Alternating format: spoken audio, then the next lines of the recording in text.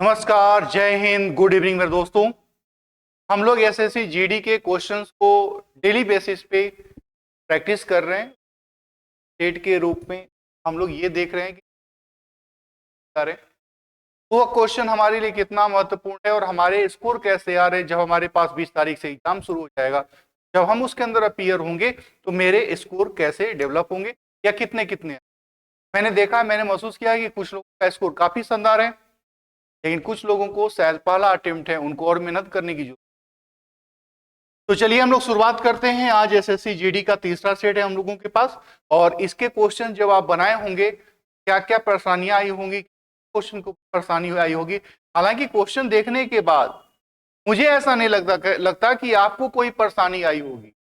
आप 100% उन सारे क्वेश्चंस को बनाए होंगे जो आपके लिए बहुत आसान रहा होगा। तो चलिए हम लोग अपने क्वेश्चंस की बात करते हैं। इस एनालॉजी के क्वेश्चन से पहला क्वेश्चन हम लोगों का ये दिया हुआ है, भैया पाप और अपराध में रिलेशन है। तो आप जानते हैं कि पाप और अपराध में क्या रिलेशन है। तो हम लोग जानते हैं कि लगभग ये दोनों, जब हम लोग किसी तरह का अपराध करते हैं तो उसको पाप की श्रेणी में रखा जाता है। तो पाप अपराध से जुड़ा हुआ है। वैसे ही जो नैतिकता है और वैधता है, तो वैधता से नैतिकता आती है। अपराध से पाप जन्म लेता है, वैसे ही वैधता से नैतिकता का जन्म होता है, मोरल का। तो यहाँ पे ये क्वेश्चंस हम लोगों का डिफरेंट बेस पे है। तो आप देखिएगा तो इसमें सारा का सारा कॉन्सोनेंट है, इसमें सारे लेटर कॉन्सोनेंट है, इसमें भी सारे लेटर कॉन्सोनेंट है, लेकिन इसमें सारा लेटर हम लोगों का वॉवेल है।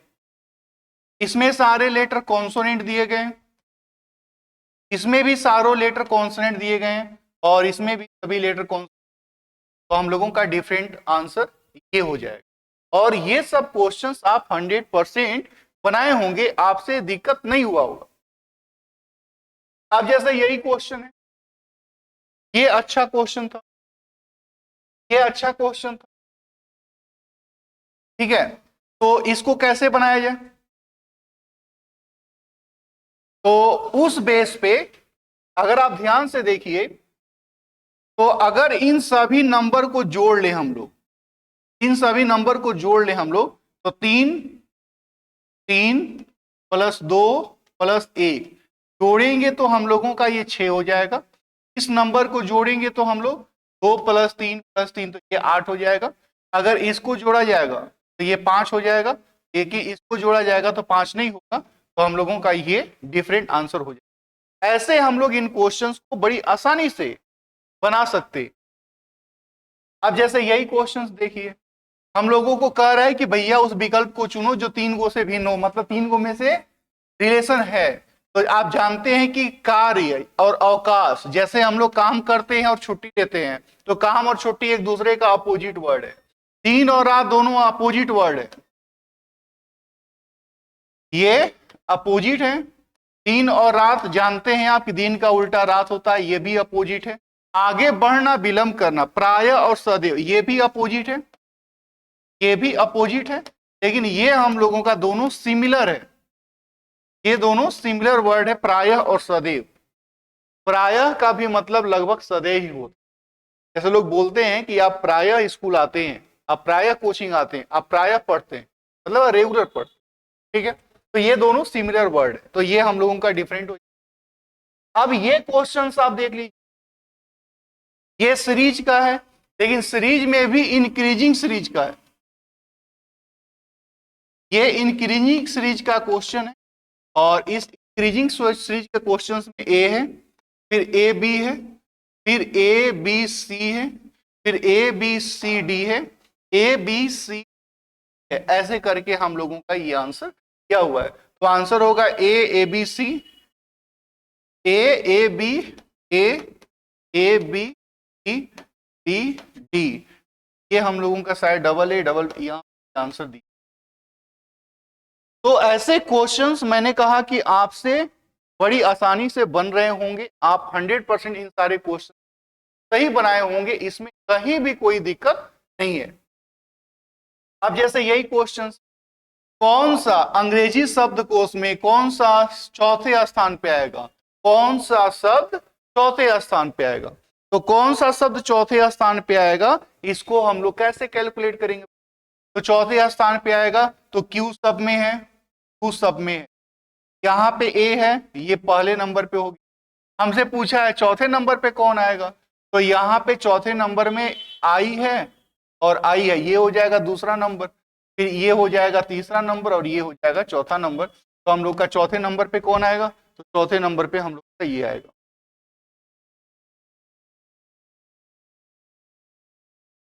तो इस तरीके से इन क्वेश्चन का आंसर हम लोग कर सकते हैं। अगले क्वेश्चन का आप आंसर दीजिए।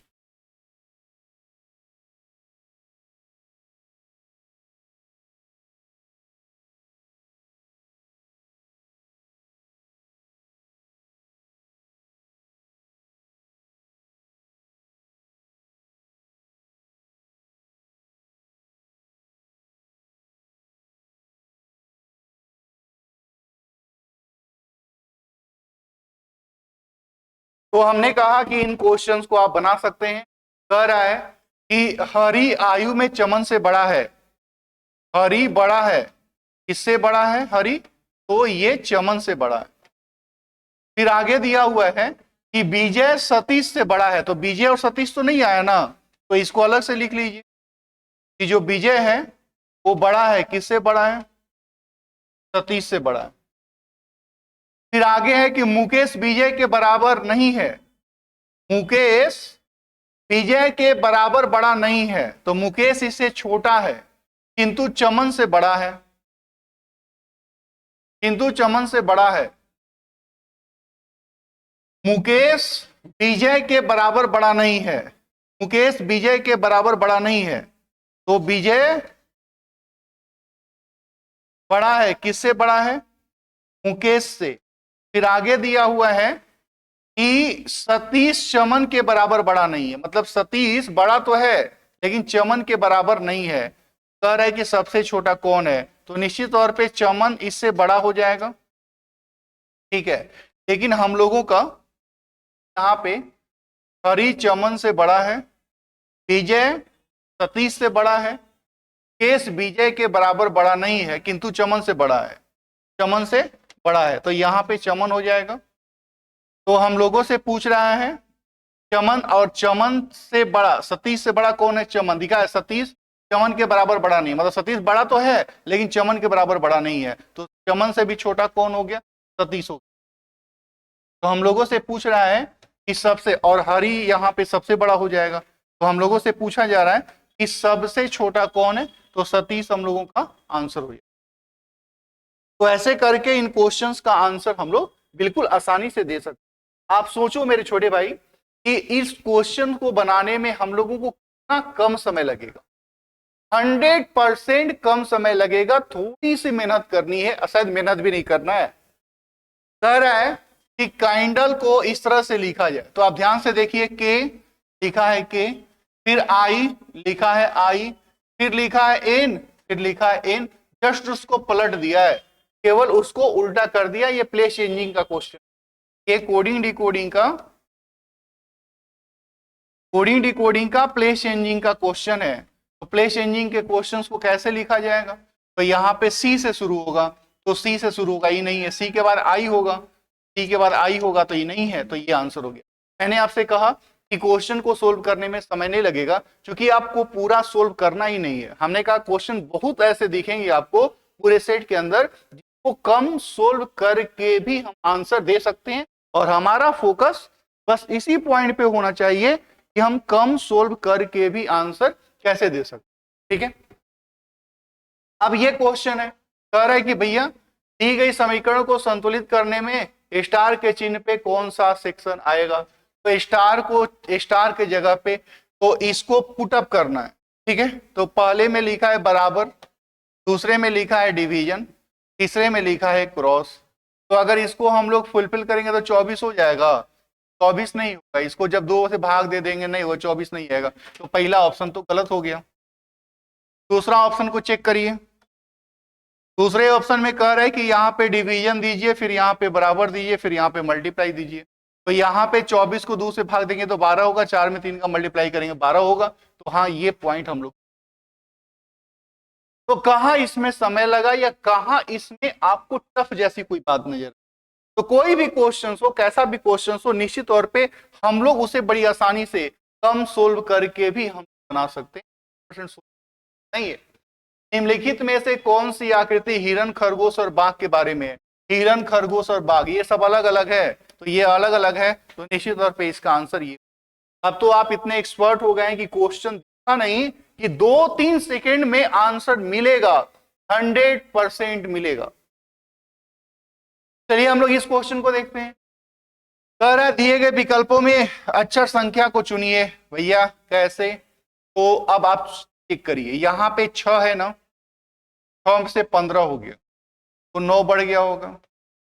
फिर ये 7 से 16 हो गया तो फिर से 9 बढ़ा होगा। फिर 8 में 9 जोड़ेंगे 17 होगा। सब में क्या किया है कि 9 ऐड किया, तो आप भी सब में 9 ऐड करिएगा ना।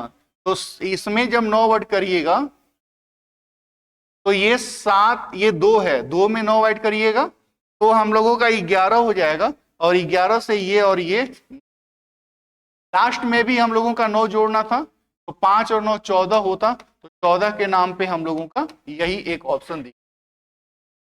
कहा मैंने पूरा ऑप्शन चेक करने का प्रयास किया, मैंने थोड़ा सा काम किया है और मैंने आंसर दिया। हम लोगों को ऐसे ही आंसर करने का प्रयास करना है।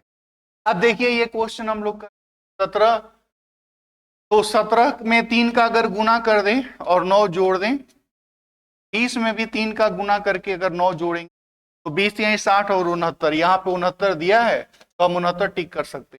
अगर 69 ना दिया होता तो फिर कोई और सोचते, कुछ और सोचते। ठीक है, जो डायरेक्ट दिखे उसी पे हम लोगों को आंसर करने का प्रयास करना है, जो डायरेक्ट दिखे उसी पे आंसर करने का प्रयास करना। अगर ही ना होता तो फिर कुछ और हम लोग सोच। अब इसमें हम लोगों को डिफरेंट चुनना है। अपने एसएससी जीडी के क्वेश्चन बड़ी आसानी से हम लोग को सोल्व होंगे, उसमें बहुत ज्यादा हम लोगों को मेहनत करने की जरूरत नहीं है। दिए गए विकल्पों में से विषम संख्या को चुनिए।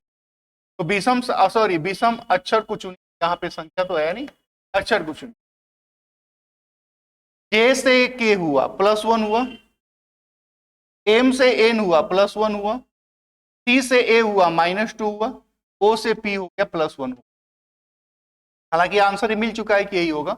O से P हुआ +1 हुआ, S से T हुआ +1 हुआ, W से X हुआ +1 हुआ, E से D हुआ +2 हुआ। तो हम लोग का डिफरेंट ये वाला सेक्शन, बाकी सब में हम लोगों का ऐसे काम। ठीक है, अब यही क्वेश्चन है, ये क्वेश्चन का जवाब था। जब ये क्वेश्चन पूछा मैंने देखा कि बहुत सारे स्टूडेंट ऐसे थे जो घटाव, गुना, भाग, स्क्वायर, क्यूब, प्राइम नंबर, विभाज्यता का नियम, 4 काट रहे हैं 5, लेकिन वो बहुत डिफरेंट में, क्योंकि क्वेश्चन पूछने का जो आधार होता है हम लोगों का वह इस तरीके का होता है कि उस भी कर सकते। मतलब अगर ये लिखा हुआ है 162 तो हम इसको 162 भी पढ़ सकते हैं, हम इसको 162 भी पढ़ सकते हैं, हम इसको 1 और 62 भी पढ़ सकते हैं, हम इसको 16 और 2 भी पढ़ सकते हैं, जरूरत पड़ा तो हम इसको 1 6 2 भी। यानी जो संख्या है उसको हम इस कई रूपों में देख सकते हैं। तो जो ये बनावट दिया गया है वह 16 और 2 के फॉर्मेट पे। 16 और 2 का फॉर्मेट कहने का क्या मतलब है मेरा कि अगर हम 16 को 2 से भाग देंगे तो हमको 8 मिलेगा, वैसे ही 16 को 2 से भाग देंगे तो हमको 8 मिलेगा, वैसे ही 40 को अगर हम 5 से भाग दें तो हमको 8 मिलेगा, 56 को अगर हम भाग देंगे 7 से तो 8 मिलेगा, लेकिन अगर हम 64 को भाग देंगे 4 से तो हमको 8 नहीं मिलेगा, हमको 16 मिलेगा। तो हम लोगों का ये वाला डिफरेंस। मैंने कहा कि जो भी क्वेश्चंस ऐसे पूछे जाते हैं तो हम 162 भी समझ सकते हैं, हम इस रूप में, इस रूप में, किसी भी रूप में समझ सकते हैं, इसी में से कुछ आंसर दिए। ठीक है, अब 162 सोचेंगे तो हम सोचेंगे कि भैया वो स्क्वायर नंबर है, क्या हुआ क्यूब नंबर है, क्या हुआ प्राइम नंबर है, या उस कौन कौन से संख्याओं से कट रही है, यही हम सोचेंगे 162 के बारे में। एक और 62 सोचना होगा तो ये इसका स्क्वायर है, मल्टीपल है, प्लस है, माइनस है, कुछ भी हो ऐसे सोच, ठीक है। तो ऐसे हम लोग इन क्वेश्चन सोल्व कर सकते। अब ये क्वेश्चन हम लोगों का सीरीज का ही क्वेश्चन है और इस क्वेश्चन को तो आप 100% बनाए होंगे, का भी गलत नहीं हुआ होगा। इन क्वेश्चंस को बनाने का बहुत ही सिंपल आधार है, बहुत ही सिंपल आधार है। यह सीरीज के क्वेश्चंस हम लोगों को कैसे बनाने हैं आप देखो जरा। तो यहां पे 4 से 16 हो गया और 16 से क्वेश्चन मार्क है और क्वेश्चन मार्क से 64 है। तो अगर मैं सोचूं कि 4 में 4 का मल्टीप्लाई किया है तो हम लोगों को नहीं आंसर मिले, हम लोगों को आंसर इसके साथ मल्टीप्लाई में 4 मल्टीप्लाई 4 फिर उस हिसाब से नहीं। ये जो मैं ऐसे वाला सोच रहा हूं गलत है, तो मुझे क्या करना चाहिए। देखिए ये 2 का स्क्वायर है, ये 4 का स्क्वायर है, ये 6 का स्क्वायर है और ये 8 का स्क्वायर। तो यहां पे हमको मिलेगा वो 6 का स्क्वायर मिलेगा। 6 का स्क्वायर क्या दिया और ये कैसे काम कर रहे हैं, तो ये 14 का स्क्वायर है, ये 13 का स्क्वायर है और ये 12 का स्क्वायर। तो इस तरीके से ये, तो इस तरीके से इन सारे क्वेश्चन का आंसर हम कर सकते हैं। अब जरा सोचिए कि इसमें हम लोगों को कह रहा है कि भैया आप गलत ढूंढो, इसमें गलत कौन है, गलत कौन है, ठीक है। तो 6 से 9 हुआ, 3 बढ़ गया, 9 से 15 हो गया, 6 बढ़ गया, 15 से 22 हो गया, 7 बढ़ गया, 22 से 51 हो गया। तो यह हम लोगों का ये हो जाएगा 28 और 29 पड़ जाएगा।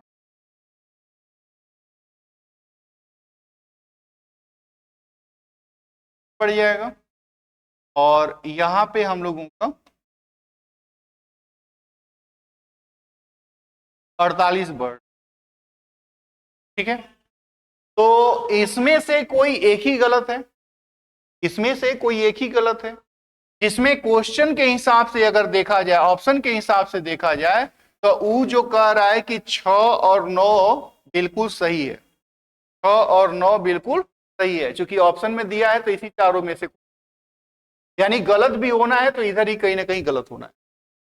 तो अगर ध्यान से देखिए ये 3 है, ये 6 है, 3 दुना के 6, 6 दुना के 12, 12 दुना के 24 और 24 दुना के 48 ऑलरेडी यहाँ।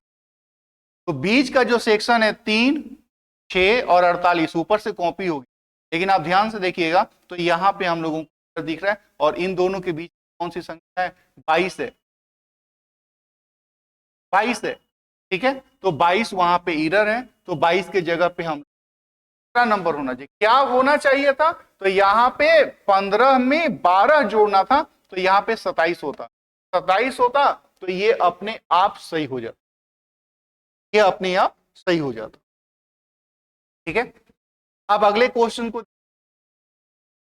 ये क्वेश्चन ब्लड रिलेशन का है और बिल्कुल आज के हिसाब से, जिस हिसाब से हम लोगों के एसएससी क्वेश्चन पूछा जा रहा है ब्लड रिलेशन का खास करके, वह बिल्कुल इसी अंदाज में पूछा। मैंने अभी देखा यूपी पुलिस का पेपर, ये फील हुआ तो 10+2 के स्टैंडर्ड के भी क्वेश्चन है ब्लड रिलेशन वाले, वो भी अच्छे ढंग से, वो भी अच्छे ढंग से पूछे। अपने बच्चों में गंगा के प्रिय विशेष, अपने बच्चों में गंगा के विशेष प्रिय है राम, यानी जो गंगा के पुत्र हैं कौन है, राम और रेखा, राम है और रेखा है। फिर आगे है रेखा शरद की मां है, रेखा किसकी मां है, तो रेखा शरद की मां है। फिर आगे है जो, तो जो इसके जस्ट पहले वाले नाम के लिए यानी शरद के लिए, जो अपने मामा मिथुन का बहुत प्रिय है, यानी शरद का मामा कौन है, शरद का मामा कौन है, परिवार के मुखिया रामलाल हैं, तो मुखिया का मतलब होगा कि इस परिवार का जो सबसे हेड पे होगा वह रामलाल होगा। फिलहाल इसको छोड़ देते हैं। इनके उत्तराधिकारी उनके बेटे गोपाल और मोहन हैं। गोपाल और मोहन है, तो गोपाल और मोहन दिख ही नहीं रहा है। यहां देखिए, गोपाल और गंगा 35 वर्ष से विवाहित हैं, यानी गंगा की शादी किससे हुई है? गोपाल से हुई है। गोपाल से इसकी शादी हुई। और गोपाल और मोहन क्या है? एक दूसरे के भाई हैं।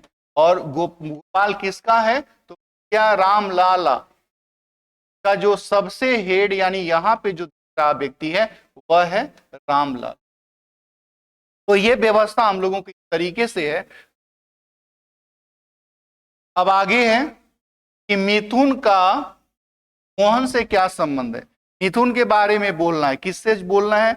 मोहन से। तो इसके लिए ये भाई और भाई का पुत्र। भाई का पुत्र कौन होता है? भतीजा होता है। इस क्वेश्चन का जो परफेक्ट आंसर बनेगा हम भतीजा। शायद मुझे लगता है कि कुछ तो इस आंसर को बनाने में उतनी सहूलियत फील नहीं होगी कि एक तो एग्जाम का प्रेशर भी रहता है, टाइम टेकिंग भी होता है, और जो यहाँ पे ये लाइन दिया हो ना, भैया के मुखिया रामलला है, परिवार के मुखिया रामलला है, तो कई लोग यहीं पे रामलला बना दिए। तो क्योंकि 3 जनरेशन दिखा तो सोचते हैं लोग कि भैया 3 जनरेशन की बात हो रही है, तो यहाँ पे बना देते और उसके बाद फिर कंफ्यूजन होता या फिर आगे पढ़ना होता, क्योंकि वो सख्त हो। तो जैसे ही मुखिया बोला, दिमाग में रख लीजिए कि जो इसका हेड होगा, परिवार का जो दादा होगा या परदादा होगा, कि हम लोगों का जो समाज है वह पितृसत्तात्मक समाज है। अगर यही मातृसत्तात्मक होता तो मुखिया के रूप में कोई महिला होती। यहाँ पे हम लोगों का पितृसत्तात्मक पूरा का पूरा परिवार का कौन सामाजिक संरचना है, तो यहाँ पे पुरुष को ही परिवार का हम लोग हेड मानते, क्या मानते। ठीक है, बहुत बार आप देखे होंगे कि बड़े भाई को लोग परिवार का मानते समय में। फिर एक समय आया जहां पे जो ज्यादा पैसा कमाता है उसको परिवार का मुखिया मान लिया जाता है, वो चाहे पुत्र हो, चाहे पिता हो, चाहे भाई हो, चाहे छोटा हो, चाहे बड़ा हो, ऐसे। तो मुखिया मानने का अलग अलग कॉन्सेप्ट। लेकिन फिलहाल यहाँ पे जो कॉन्सेप्ट हम लोग को मानना था, जो सबसे ऊपर हो, जिसके सारे लोग, उसको हम लोगों को हेड मानना था। यहाँ पे ये क्वेश्चन जो दिया गया है वो काफी आसानी से आप सोल्व किए होंगे, 100% सोल्व। भैया 3 से 17 हो गया, सॉरी 9 से 17 हो गया, तो मल्टीप्लाई 2 -1। 17 से 33 हो गया, मल्टीप्लाई 2 -1। तो फिर 33 से आगे क्या होता? क्योंकि यहाँ पे 3 वाला भी पोर्शन हो सकता था, यानी हम लोगों का 5 भी यहाँ पे हो सकता था। 2 का मल्टीप्लाई करके 1 घटाते, 5 है नहीं तो इधर वाला हो जाएगा। मल्टीप्लाई 2 -1, 33 गुना के 66 -1 65 का आंसर क्या हो जाएगा? तो ऐसे करके इन क्वेश्चन का आंसर हम, ये है हम लोगों का। यहां पे कह रहा है कि यदि प्लस का अर्थ है गुना, जो प्लस है उसका अर्थ क्या है? गुना है। फिर कह रहा है कि डिवीजन का अर्थ है माइनस, डिवीजन का अर्थ है माइनस। फिर कह रहा है कि क्रॉस का अर्थ है प्लस, क्रॉस का अर्थ क्या है? प्लस। तो यहाँ पे माइनस है, माइनस का अर्थ क्या है? यहाँ पे एक माइनस, माइनस का अर्थ है। ये क्वेश्चन में हम लोगों का इंफॉर्मेशन। अब इसको इक्वेशन, अब इस इक्वेशन को हम लोगों को, ठीक है, तो इसको अगर सोल्व करिएगा तो यहाँ पे लिखा है डिवीजन, और डिवीजन का मतलब है माइनस। फिर क्रॉस है, क्रॉस का मतलब है प्लस। फिर यहाँ पे प्लस है और प्लस का मतलब है क्रॉस, और फिर माइनस है, माइनस का मतलब। जब इसको हम लोग कैलकुलेट करने का प्रयास करेंगे तो सबसे पहले डिवीजन का काम करेंगे। तो डिवीजन का काम करेंगे तो ये हो जाएगा 2, और 2 में फिर 5 का गुना करेंगे तो ये हो जाएगा 10। और यहां से देखें तो 30 - 6, 30 - 6 24, 24 और 2 34। इससे आंसर हम लोगों का नहीं मिलेगा। दूसरे वाले में देखिए, माइनस का अर्थ है डिवीजन, प्लस का अर्थ है क्रॉस, क्रॉस का मतलब है प्लस, और डिवीजन, डिवीजन का मतलब यहां से देख माइनस है। तो सबसे पहले इसका काम करिएगा, तो ये यहां से लेके यहां तक हो जाएगा 5, 5 में 5 का गुना करेंगे ये हो जाएगा 25, और 25 में फिर 25 में 4 जोड़ेंगे, 25 4 29, 29 - 2 27। तो ये वाला इक्वेशन बिल्कुल मैंने आपसे कहा है कि ऐसे क्वेश्चंस को बनाने का बहुत ही शॉर्टकट कोई फॉर्मूला नहीं है। इस क्वेश्चन को बनाने का बहुत कोई शॉर्टकट फॉर्मूला नहीं है। हाँ, ये है कि आप आधा अधूरा कैलकुलेशन करके भी अनुमान के आधार पे सोच सकते हैं कि वो आंसर जाएगा या नहीं जाएगा। ऐसा बहुत बार होता है, ऐसा बहुत बार होता है कि हम लोग उसको देख के आसानी से फिल कर सकते हैं वो आगे हम लोगों का बढ़ रहा है कि नहीं बढ़ रहा है। ठीक है, अब जैसे हम लोगों का यही क्वेश्चन है, अब इसी क्वेश्चन को देख लीजिए। आज की क्वेश्चन का अंतिम कह रहा है कि यदि एक दर्पण को एम पे रखा जाए, यानी यहां पे हम लोगों का मिरर रखा हुआ है, तो आपको पता है कि जब मिरर इधर रखा जाता है तो लेफ्ट चेंज होके राइट बन जाता है और राइट चेंज होके लेफ्ट बन जाता है। ये इसी तरीके का हम लोगों का चेंजिंग, तरीके का हम लोग का चेंजिंग। तो ये जो आप देख रहे हैं लेफ्ट साइड में ऐसे लगा हुआ, इसको राइट साइड में होना चाहिए, तो राइट साइड में होना चाहिए। ये बात तो राइट साइड में सब में दी। ये जो चक्कू लेफ्ट साइड से लगा हुआ है और ऊपर वाला लाइन बिल्कुल सीधा है, तो ऊपर वाला लाइन को बिल्कुल सीधा होना चाहिए, तो और इधर से ही होना चाहिए, इधर से जस्ट इसके अपोजिट में। तो इसके अपोजिट में तो ये है नहीं, इसके अपोजिट में ये भी नहीं, दोनों में से कोई ना कोई होना है।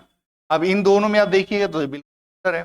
फिर जो मछली है, मछली का ये वाला लाइन राइट में है, तो ये वाला लाइन लेफ्ट में होना, लेफ्ट में यहाँ पे दिया हुआ है, तो हम लोग इसको। तो मैंने कहा मेरे छोटे भाई कि जब आप क्वेश्चन बनाने का प्रयास करेंगे एसएससी का, तो क्वेश्चंस काफी आसान आसान दिए जा रहे हैं, बहुत टेंशन नहीं लेना है। आपकी तैयारी जितनी हुई है वो 100% आपको सफल बनाएगी। अगर हम लोग थोड़े से उन लोगों के साथ परेशानी है जो अर्ली, यानी अभी 2 महीना 4 महीना 5 महीना से प्रैक्टिस कर रहे थे, तैयारी करना शुरू किए थे, फॉर्म बीच में आगे फिलअप कर लिए, तो उनके लिए तो बहुत समय आगे भी टाइम है। लेकिन लोग जो पिछले 2 साल 3 सालों से लगे हुए हैं, उनका जॉब इस बार 100% होना, क्योंकि वैकेंसी आप देखेंगे तो बहुत बड़े मात्रा में, ऐसा भी नहीं कि कम है, बहुत ज्यादा मात्रा में, लेकिन उतनी ही ज्यादा भीड़ भी है। तो प्रयास करना है हम लोगों का कि भैया 20 क्वेश्चन अगर रीजनिंग का है तो 20 में 20 आएगा। आप देख लीजिए, एक भी क्वेश्चन आपसे मिस होने लायक नहीं है कि हम कह दे कि क्वेश्चन हमसे नहीं बनेगा।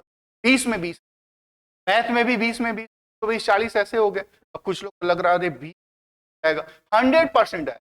आप खुद पे बिलीव तो रखो कि भैया मैं पढ़ने में ठीक हूं, मैंने मेहनत की है, आएगा, 100% आएगा। हिंदी अपने फेवर का है। यस, अगर मेरे लिए टफ है तो सबके लिए टफ है, अगर सबके लिए आसान है तो मेरे लिए भी आसान है। कोई भी परेशान होने वाली बात नहीं है। केवल अब हम लोगों के सामने है, हम लोग अपनी तैयारी को अंतिम रूप दे चुके हैं, अब हम लोगों को जाके केवल एग्जाम देना है। हम लोग जितना पढ़ना था पढ़े हैं। नहीं होगा, अगर इन केस ऐसा हुआ कि नहीं होगा तो ठीक है, नहीं होगा तो नहीं होगा, फिर देख लेंगे, क्या फर्क पड़ता। लेकिन प्रयास करना है कि इस बार ही हम लोगों का हो जाए। अब कुछ लोग सोच यार प्रयास ही तो कर रहे हैं, कर क्या रहे हैं हम, तो बिल्कुल सोच रहे हैं। जैसे आप सोच रहे हैं कंटिन्यू कि भैया मैं लगा हुआ हूं, मैं मेहनत कर रहा हूं, मेरा हो रहा है, तो ये ऐसे ही हम लोगों को सोच। ठीक है, तो चलिए आज की हम लोग इस डिस्कशन की क्लास को यहीं पे एंड करेंगे। फिर नेक्स्ट डिस्कशन में हम लोगों का जो नेक्स्ट क्लास होगा उसमें हम लोग अगले पेपर को कैसे कैसे, ठीक है, इसको बनाने में आपको तकलीफ हुई, इसको बनाने में आप परेशान हुए, तो चलिए हम लोग फिर नेक्स्ट क्लास के नेक्स्ट वीडियो में, तब तक मेरी तरफ से आप लोगों को जय हिंद।